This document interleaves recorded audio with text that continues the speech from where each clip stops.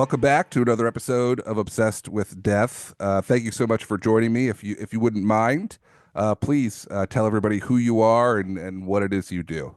I make adult kids' toys that are adult themed. They often deal with death, addiction, kind of like social struggles, kind of what it means to be an adult. And I'm guessing that's why you reached out to me, because I have made a toy hearse, an urn, funeral set, which actually I was contacted by a grief therapist, and she really wanted the funeral set to help children understand the process of a funeral and how to cope with a lot of their feelings about death, as part of their treatment.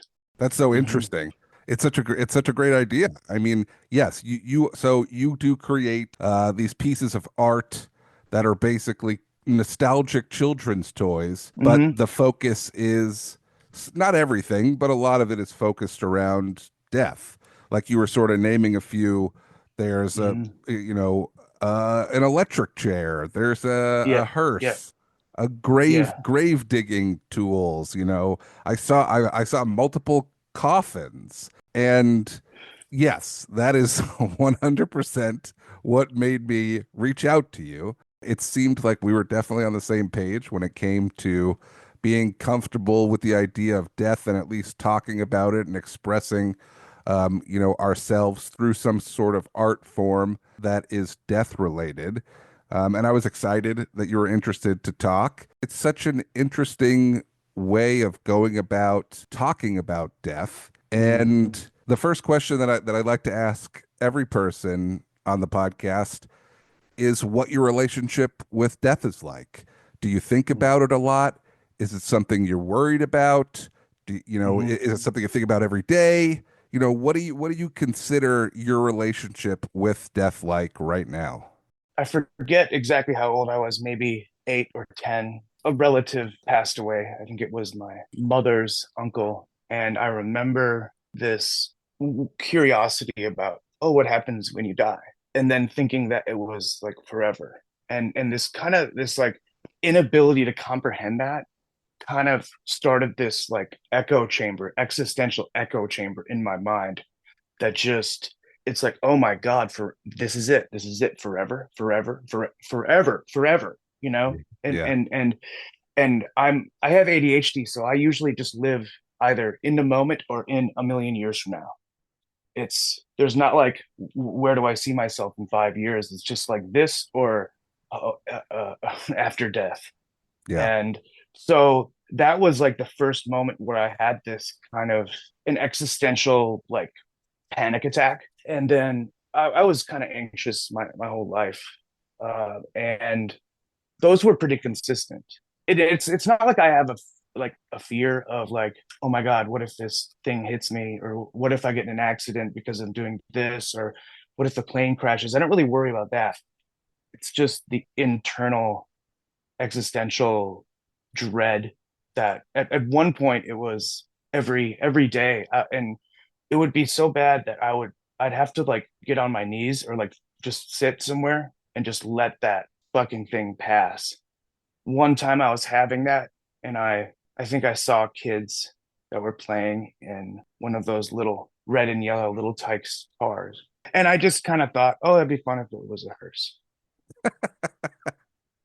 And I love that that's where your brain goes. yeah, it was and at the time it kind of like switched the kind of point of view I was perceiving everything as like dark and morbid to like, there's a humor in this, and it's not like necessarily like trying to be trying to be funny. It's finding um a lightness in it. That idea actually vanished, because it was just an idea, and I didn't have the ability to like make it real. 3 years later, the idea came back. Don't know where it came back from. Probably during another panic attack. Yeah. Um, and then at the time, I had a job as like also managing this like 3D and sculptural department at my previous job. So I kind of was in charge of all the 3D modeling and printing and sculptural aspects. but I was kind of thrown into it, and I just made a plan to, let's just 3D model this and print this, the hearse. It's so much different seeing things physically and experiencing them than just thinking about them. Then I realized that the hearse needed a family. It needed friends. It needed the funeral Yeah. home. It was just like a fun idea factory for me. Yeah. Yeah. And I had like 80 followers. So it wasn't like I was like, Well, so it, that was sort of something that I was curious about was I think a lot of people would look at this work that you're doing, depending on the type of person, I guess, would look at something like that and be like, "Oh, well, they're just like doing this to be morbid, to just like get people's attention yeah. and assume that there's not really any thought process behind it." I obviously I don't think everybody thinks that way. Hmm. You know, when I first saw it, I thought it was hilarious. I don't think a Hmm. lot of people probably would look at that right away and think that that's funny.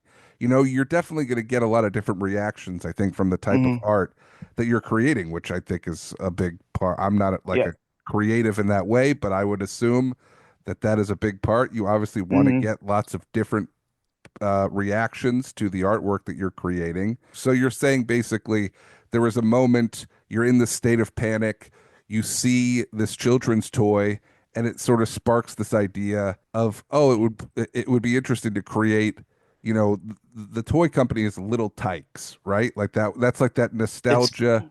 hmm You know, if you think like if you're like a '90s kid, it's, you know, it's like the yeah. yellow and red Hmm. car that you drove around, like the, you know, just if you're what if that's what you're, you know, if you had that as a child, I think most people had that. So to see that and be having Hmm. this like anxiety and this panic and being, and while you're in that state, go, Hmm. oh man, you know what would be funny is if somebody made a hearse that looks just like that. So when the idea comes back and you start putting things in motion to create that, what's going through your head then? Like when when you're like actually going to create this piece of art that you've, you know, thought about on and off Right. for years. I didn't know because I didn't, it was just like a personal idea. I wasn't like telling people or anything. I Sure. wasn't like telling my friend. I just made it and I actually wasn't sure if people would get it, Yeah. you know? So I 3D modeled it. And actually at that point, I kind of people at my job, I could just kind of get their opinion. I'm like, can you tell what this is? And when it's all black, it's too obvious. But Mm, when it's like this, they kind of kept saying it's fun because you look at it and at first you have to kind of like look at it for just like a little bit longer than a normal picture mm. and kind of figure out what it is. It's like at first glance, some of these things are not, it just seems like a toy. And then they look a little deeper. So then And instead there's of, so yep. much nostalgia in like those Mm-hmm. colors and like just the way that those toys looked that yeah, Mm-hmm. at first glance you may not even notice it. Yeah, you might not notice it. And just to go back to the nostalgia, I do try to stick the cozy hearse was invented or was like made first in like I think 1979. So I like to stick between 1980 and like mid 90s toys designs. Yeah. For me, like being born in the 80s, that was like my way of like, okay, if you touch on nostalgia and then you also touch on like childhood and then you're also touching on death, it's like a cool sandwich of Yeah. being in the present and having both of those things hit you. And that was the first sensation I got after making it, which is different than being in the existential crisis mode and thinking of the idea or just having the idea kind of fluttering around. Having the physical thing is a different sensation completely for me.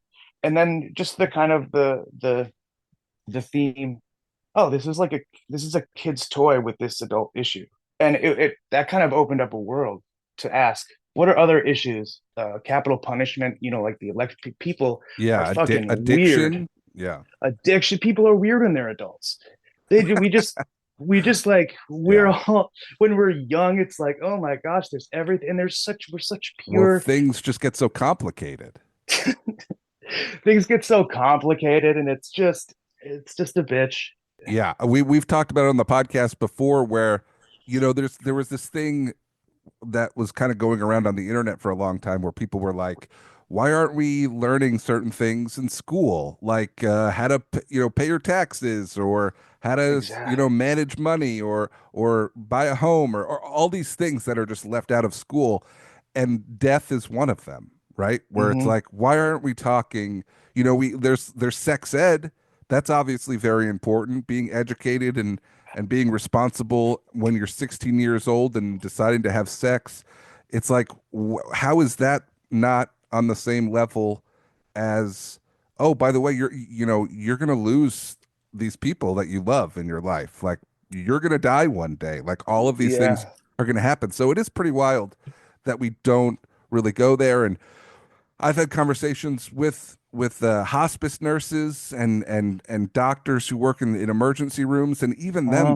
they're like, the way even hospice works right now, Hmm. people hear the word hospice and they just assume that the worst, right? Like, there's so much educating that needs to Yeah. be done.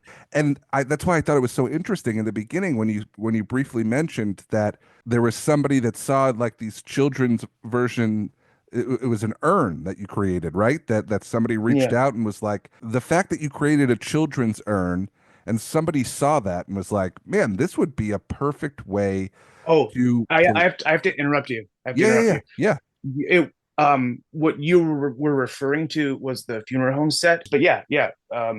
I think you should embrace that aspect of it. Hmm. I mean, I Hmm. obviously you're an artist. You're trying to go in a certain direction with what you're doing, and I'm not saying you need to become like a manufacturer of like children's death toys, but I really do think that you've stumbled upon something that could add so much value to the tool belt of a parent or somebody who's trying to explain death to a child, especially if they lose somebody young. I couldn't imagine, if you're in high school, that, Right. some high school teacher is going to bust out some, little tyke versions of a coffin and be like, hey guys, let me explain to you but it's so important, I think. Children understand what death is very young. You Yeah. figure it out young. You were just talking about it. You were what, 10 years old when you basically figured out you were gonna, that you were gonna die one Well, day? when I let myself, like, I knew about death, since as young as I could remember. I just didn't Yeah. like contemplate it that It deeply. didn't click. Yeah. There's a point. I remember the exact moment. I could picture it in my head right now when it fully clicked that I was going to die one day. I mean, it's just Yeah. I've never not been able to really stop thinking about it since that moment. But I do think that's so interesting. I mean, I'd be so curious to see if that evolves into anything, and if we ever do get to a point where people are more comfortable to have conversations with children about death, I think there would be so much value in creating things like what you're doing on an educational level. I can't I imagine we're ever going to walk into like a toy store and there's going to be like a children's death section, but you never know. No, I think you just brought up a good idea that I haven't had yet, but I'm gonna take that right now and use like it seems like just the idea of like you have like seasonal things you do at Christmas, and you keep those things in storage until you need them. Mm, But maybe there's toys like that too that like they're yeah. not playing with every day, but there's special occasions where you have to bring them out. They're kind of niche toys, probably at like one of those like educational stores, like online or Yeah, like maybe we don't even call them toys, but yeah. they look like toys, right? Like, Mhm. for a certain age group to be able to relate to and look at it and not be Mm. confused, I guess, right? Right. So similar to like an airplane, and you have that pamphlet that shows people fucking crashing, and Yeah. they're cartoons. They're calm. Yeah. They have like a soft smile. Yes. So, they're positive neutral. Exactly. Yeah.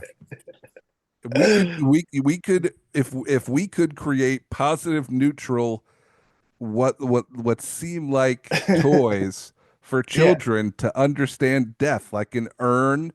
Hmm. Very simple concept of explaining, this is where some people end up, when they die one day. They end up in a thing called an urn, and Yeah. this is a coffin, and I don't know what would be some other educational death toys that could I be great. A hearse would be a I good one. I uh, think that makes sense. I think a hearse is good. I think also like maybe like a whiteboard, uh, like a or like a little practice. It could just be like maybe a special notepad even, but just like, hey, if you were to die tomorrow, what like you have your toys. Where would you want them to go? Like a living will Yeah, exercise yes, great idea. Great to idea. let go of that. And maybe some sort of game for like older kids. Maybe that's like so for us to like learn how to talk about the people before us.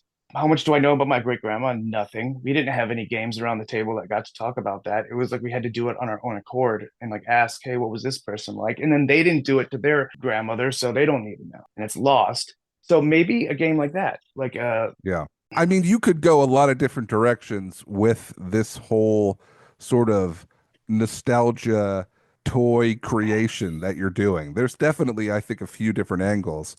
I do think the idea of like a 6-year-old's will is probably one of the most adorable things I've ever thought about.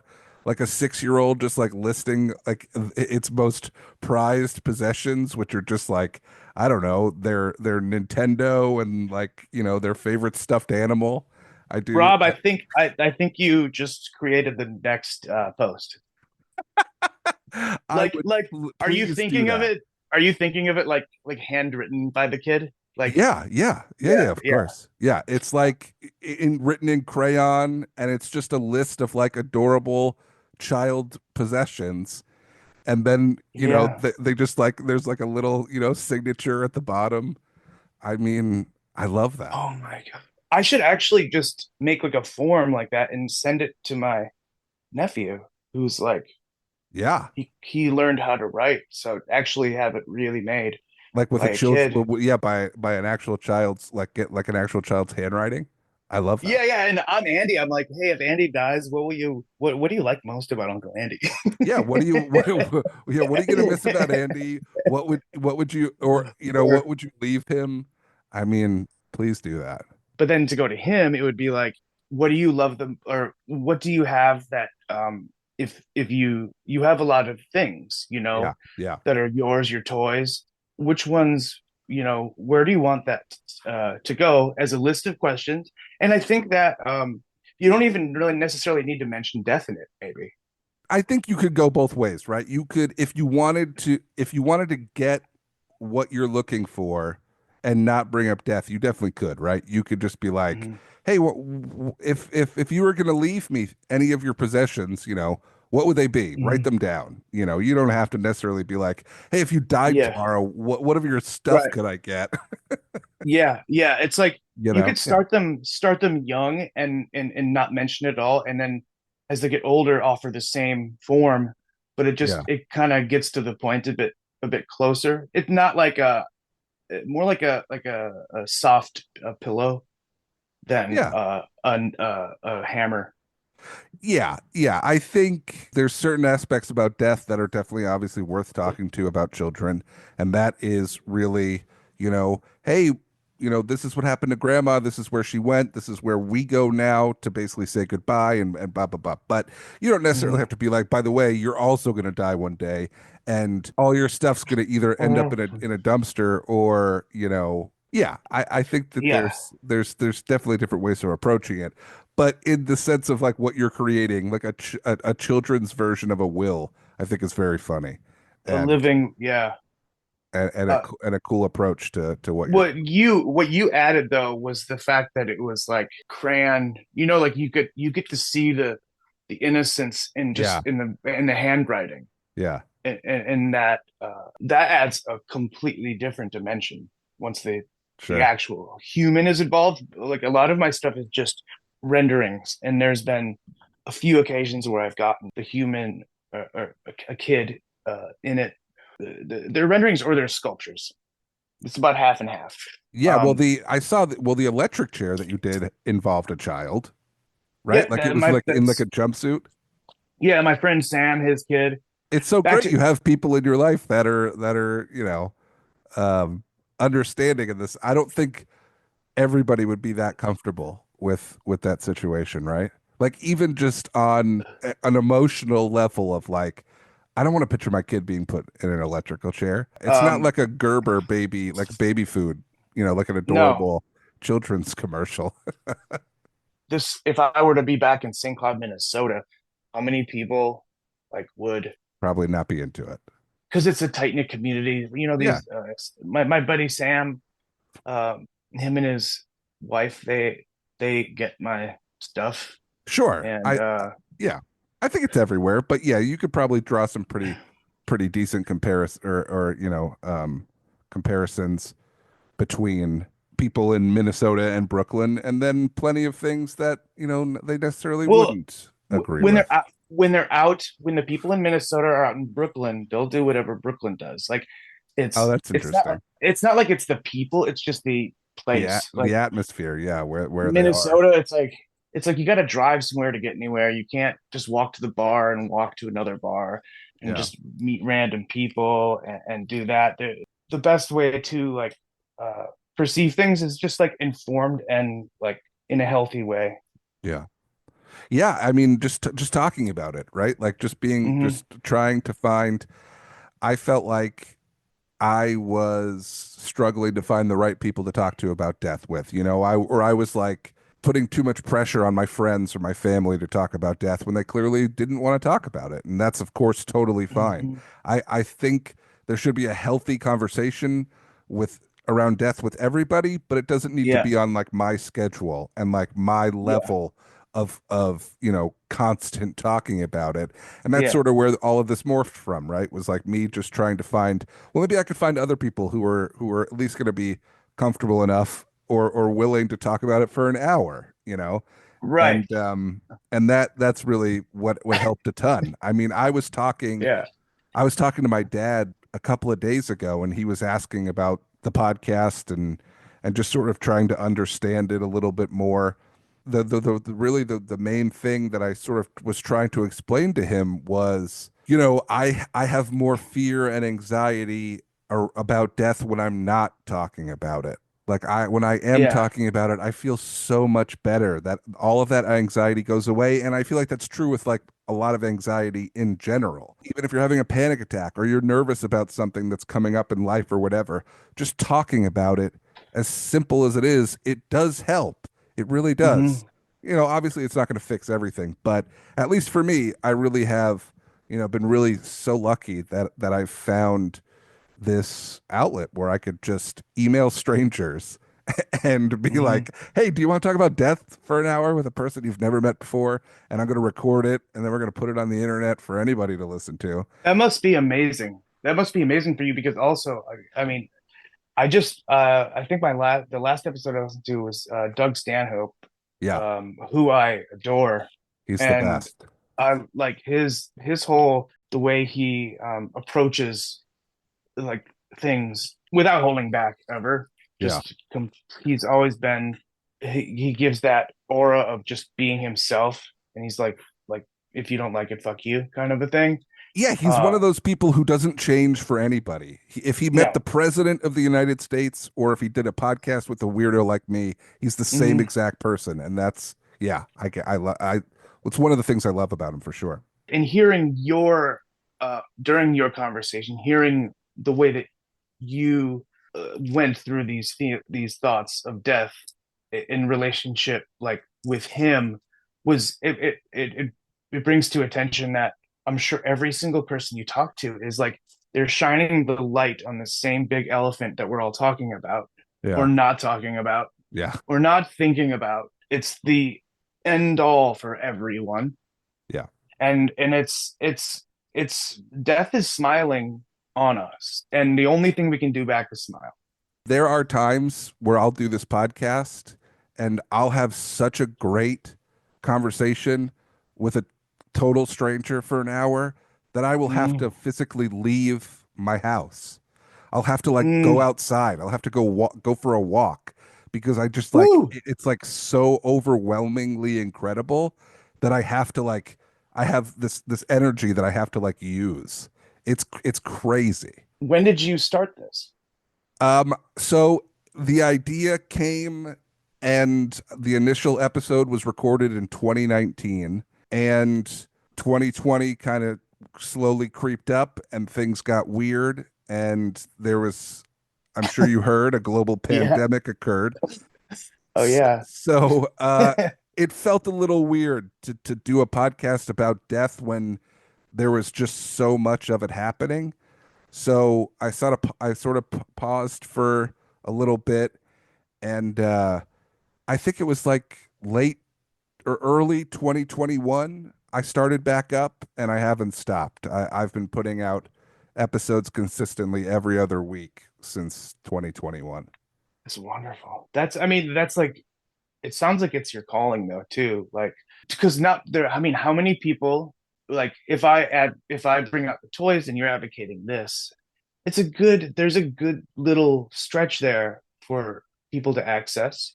Yeah, And if it's like honest, and I mean, who wouldn't want to do that? Like, to be a part of this. I'm sure you could just reach out to fucking anybody. it's interesting. Like people like Doug Stanhope, right? Like Yeah. who I don't know Doug Stanhope. I found his email address, Does he and have a Yahoo email address? I He think he seems does. like I think he you, does. I think or like Hotmail. it's one of the two. It's definitely not a Gmail. I promise you that. Yeah, yeah, Um, he is. I think I it's. could I see mean, dude, it's on his website. You can email him. He's the easiest person I've ever encountered to access to. He's the coolest. But that. I when I emailed him, he just responded back and was like, "Yeah, I should probably do this." Like he just, like it clearly connected with him. But there are Yeah, people that I've gotten plenty of no's. I think it just depends on where they're at. Because sometimes I'll reach out to people who are like still kind of actively grieving something, yeah, yeah, and yeah. it's like They've gone through. they're not ready to talk about it yet. And then there's other people who are, grieving and they feel like the talking is going to help, so they want to do it, Yeah, or they yeah. put a book out, or whatever it is. So yeah, I think the part of the luck that I've had with like the type of people that come on, it does help, right? Because it's like I'm not just Mhm. asking them, I'm not just some random person being like, "Hey, I got a podcast. You want to come on my podcast?" It's like, "Hey, I have a podcast, but we talk about death the entire time." So like Yeah. that helps, I think, a ton. When you like so you can talk about death all the time, but if you're in like an emotional, like in a state, like where, like, say perhaps you're grieving, Yeah. are you still able to talk about death at that point? Or Honestly, man, like it's been really unfortunate, but I lost like three close friends in like a 2 year period. Three people that I had known for like 20 plus years who I loved more than anything in the world. Uh, one to cancer, one to an overdose, and another one who just went to sleep and didn't wake up and was completely just a shock to all of us. And I felt so incredibly prepared to be there for my friends and to just like be there for myself that I was like, I had no problem talking about it. I had no problem going to a place and meeting up with a handful of people and being able to talk and be there for them and try and Mhm, give them, any little bits of advice that I could based off of conversations that I've had. mhm, I interviewed this neuroscientist who studies people's brains while they're actively grieving, and she wrote this book called The Grieving Brain. I definitely I recommend everybody read it. It's an incredible book, mhm, and there was just so much that I was able to pull from that book to be able to help people, and to be able to be there for my friends and talk about it. And of course, look, there are times where the other day I had a dream about one of my friends who died, and in the dream I had, she didn't die, and we were just like enjoying a day together. And you wake up from that, and your whole day is fucked. But it's like, for the most part, yeah. I could be there for my friends. I could be comfortable. Like it really did. It really did Right. prepare me for it. Do But they know? Do they know that you like? oh yeah, well see, I mean, it started because I would be like sitting at dinner with my friends and I'd be like, what do you guys think happens when we die? Like, when's the last time? Yeah. Like, and they would be genuinely sweet about it, but in the same sense, we've all known each other. I'm very lucky. Most of my friends I've Yeah. known for Yeah. 25 years. They'll be Hmm. like, Rob, you got to shut the fuck up. I can't talk about death right now. Like, I want to enjoy my dinner with my friend. Like, I want to talk Oh, about, they just like, they're like, I don't want to talk about that right now. I was just at like this 20-year anniversary for like graduating school, Yeah. and I went back and there was like 30 of us. We were all kind of sitting there around a circle, kind of talking. And my first question was like, "Do you guys know who's died?" You know, I love it's it. been Yeah. It's a 20, and great, I thought that was good. And there's like three dudes yeah. and like a couple of girls who were also like, I could see that they were like really interested, but for the most part, people were kind of like, Yeah. Why would you ask that? it was like a kind of an uncomfortable laugh because Sure. Yeah. they knew it was me, so they're not going to be like, it's just I'm kind of random Andy like that They kind to of get them. it. They're like, yeah, They Andy they would get it, ask that question. Yeah. but they can giggle it off, and Sure. then Yeah. somebody else like I'll see Ryan who's kind of there, and he'll come up to me. He's like, "Yeah, Angela did," and Sure. then so I'll get the intel, but for the most part, I don't get the popular vote. Yeah, man. It's a tough needle to thread sometimes. You really got to be able to Mm-hmm. read the room. I do feel Mm-hmm. like I'm lucky in the sense that I can, for the most part, read the room. But Mm-hmm. of course, there's been times where I've definitely brought up death or made a bad joke. I mean, I was making jokes. My buddy who went to sleep and just didn't wake up. Yeah, I mean, we were making jokes hours after we found out yeah, he died. I mean, the people that I knew could do that. I wasn't making jokes with everybody, but we had friends that were like, if someone doesn't make a joke right now, I'm gonna lose my fucking mind. I have to laugh at some point, otherwise this is gonna be too much. So it's like you find that's the a right people, and not everyone's gonna be into the idea of making jokes, but you get I there. mean, you got to keep them alive too. It's like, what would they not even like what would they want, but like when my uncle Tim died, and like to be honest, and he was like my one of my favorite people, and he Yeah, died. He had like it was really fast. He had like a brain like hemorrhage while he was driving, or seizure, or some, and he ran into like a telephone pole and just yeah, like dead on impact. So like very fast, yeah.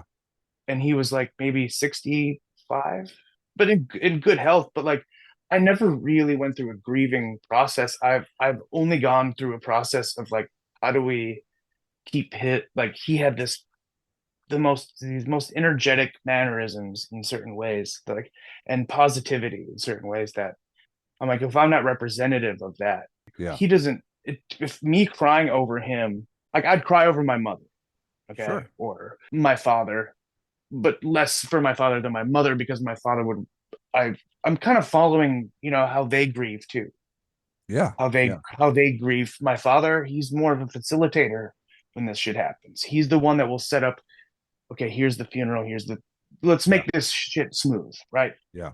He's not gonna be, maybe he'll grieve later, but he won't let you see it. Whereas like my mother just kind of, she will be there with her feelings, and she Yeah. will share them, and she's proud of them. And it's good to be that way. It's good to be able to like go nuts with your feelings because you lost something that you'll never know. Yeah. I Again, think there are people that like your dad, right? Who are like, let me find a purpose. Let me find like a project. Let me do a thing. And like that does help, with like the initial grief. So it's good to at least know what works and what doesn't. I mean, I'm definitely no expert on it, on grieving. I don't think anybody could really be an expert on it. I think everyone no, does it in their own way. in But their own way. yeah. Yeah. And sitting Shiva, I just had a friend who, Yeah. and that's a in the Jewish culture, for them, it's grieving is scheduled. It's there. You have I to. yeah, I love that. I love the fact that there's like a built-in grief plan to Yeah. when somebody goes, because so many people get a day or two. If they're lucky, they get a week. And then it's like, well, now you have to go back to pretending, that everything's fine and go to work and put a smile on your face. And it's like, I don't like that aspect of it. I think there needs to Yeah. be better protocol around people having time to grieve and not necessarily they're going to have to spend the rest of their life realizing that the world just continues after With someone they yeah, love dies. And yeah, there's a lot wrong with how we allow people to grieve. I think more than anything. that's funny because we're So not yeah, really like we get to when death happens like with us, like or to somebody close to us. That's our only time to that we get to see how we respond to those sorts of situations. it makes me want to do um live like in person like I don't know what you could call it, but like celebrations of life while the people are still here. I don't know why that's not a thing. I mean, I guess you could call that like a Hmm. birthday party. But I don't know. A celebrity dies, and then all of a sudden, every single person's got an opinion about how they're one of the greatest actors of all time, and this is one of my favorite movies, and you got to see this scene, and it's like, Yeah, but why? they never said that before. Why does it have to take him dying for you to do that? Right. You could have done it before. Of course, but it's like your mind doesn't go there. Your brain protects you from thinking about death all the time, and that's sort of going Yeah. back to that grieving brain book is like your brain really does try Hmm. and protect you. Like your brain is just constantly trying to solve problems, and when someone dies it can't bring them back to life, so it's an impossible problem. And that's sort of what grief is like they're never coming back. There's nothing you could do about it. So your brain is like just in this constant state of struggle that gets easier and easier, over time. Right. But Right. At first, like you go back to the thought, and it's this hole, this black hole. yeah, It's not there anymore. in the book they compare it to a phantom limb. People who like get their Oh, arm cut off, and then they yeah, say they're yeah. like, oh, but it still feels like my arm's there. And it's like, yeah, well, that's because that's your brain fixing the problem. You lost Right. half your arm, but I'm just going to make you feel like it's still there. Like it's Problem still there. Yeah. solved. Somebody dies, they Yeah. can't make you feel like the person's still there. And that's sort of what the grief is. Like I'll cry at the thought of imagining somebody dying, but when the death happens around me, it's usually like you said, I think it's just like the fact is the fact. They're dead. Yeah. What do I do? Or what do I do now? And then my first focus is just thinking about the people around them. Like um my best friend for like 5 years passed away just suddenly. I guess he had a big heart, like it Yeah. exploded or something. And this was just like maybe 5 or 6 months ago. I just get a call and Yeah. she's like, yeah, well, just to let you know, Drew died. And my whole like response to that was, okay, he's dead. It doesn't matter. Like, I'm not, it doesn't matter to cry for him right now, but she's the one that's telling me. So I should like, it makes most sense. And I'm not a sensical person, but I think my body's reaction was just, okay, make sure she's okay or make sure Yeah. things are okay there. There's nothing I can say to him. Is like, I haven't ever cried about it. I've had dreams about it. I don't know. Yeah. And I think that goes back to, again, like there's just so many different versions of Yeah. grieving, right? And I think that your initial reaction to be there for the person who's telling you the news is, I think there's a ton of value Yeah. in Yeah. that being how you respond. It may Hmm. not be the quickest way to you know heal for yourself if you're putting yourself out there for other people, but Yeah. I I think don't, it's all part of the process. yeah. I mean, I think like part of me is my mother, which is absolutely expected. My mom would, she cry. She's bedside manner kind of. She'll cry with you. She'll, Yeah. heal you. My dad's an emergency room surgeon, and my mom is a nurse. Like literally, she's bedside manner. He's like emergency room. Like if you get a cut, he'll sew you, but he's not gonna like cry with you. Growing up, but she would. It's like I like the older I get, I think the more I'm becoming his style. It's helpful for me to have some sort of regulation. Like Yeah. to be that way, especially like I'm not I work like for myself now, so like I'm around me all the time. I get that, buddy. And I get that. that's like there's like I don't look behind me and be like, hey guys, does this make sense? Which I could do at my last job. I could literally just ask like behind me and ask like five people, hey guys, does this make sense? Now I'm just like, we're making jazz, not sense. These are just like it's just oh god. But it's beautiful. Uh Yeah, yeah.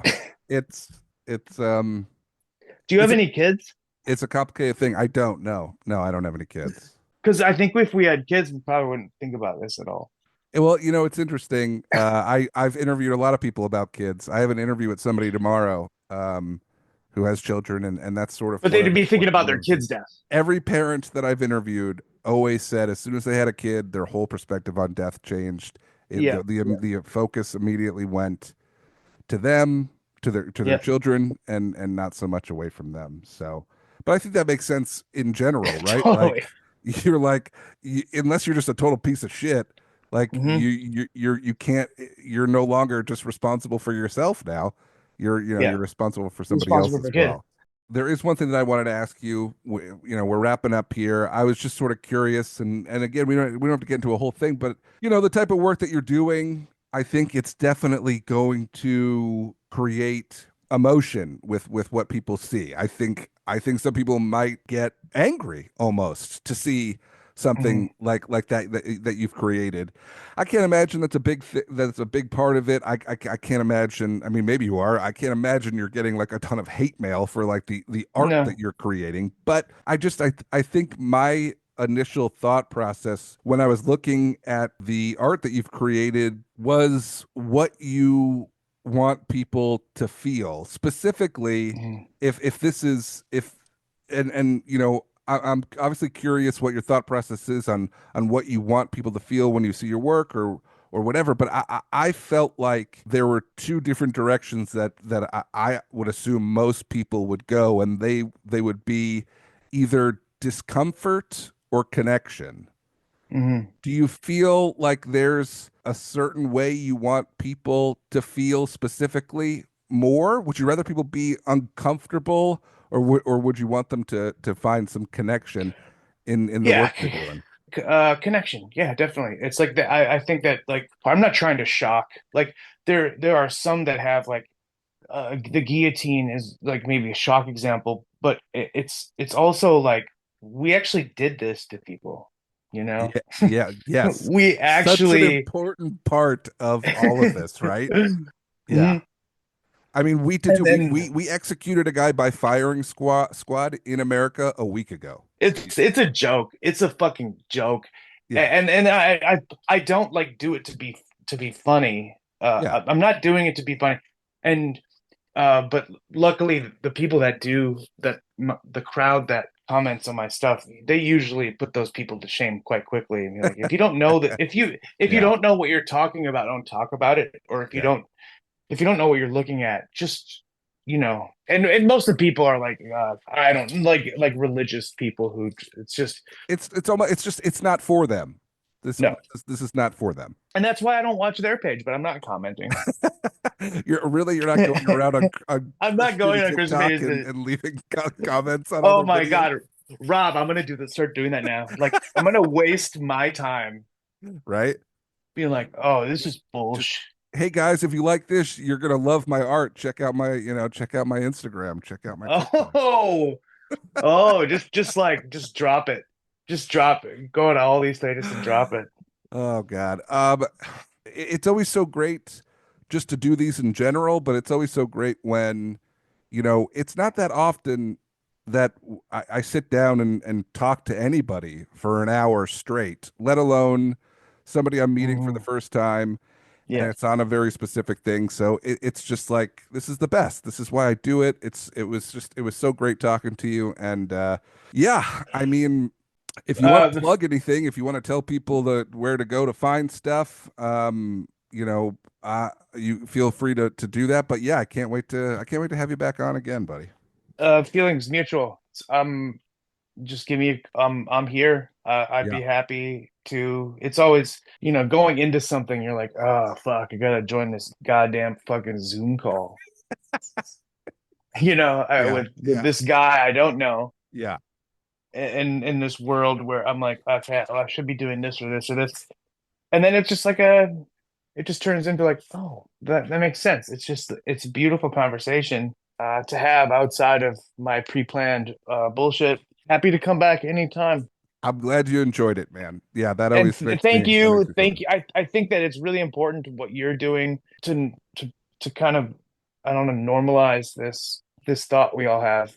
And I think I love that somebody's thinking about that. And I'm happy that it's actually helping you as a human too.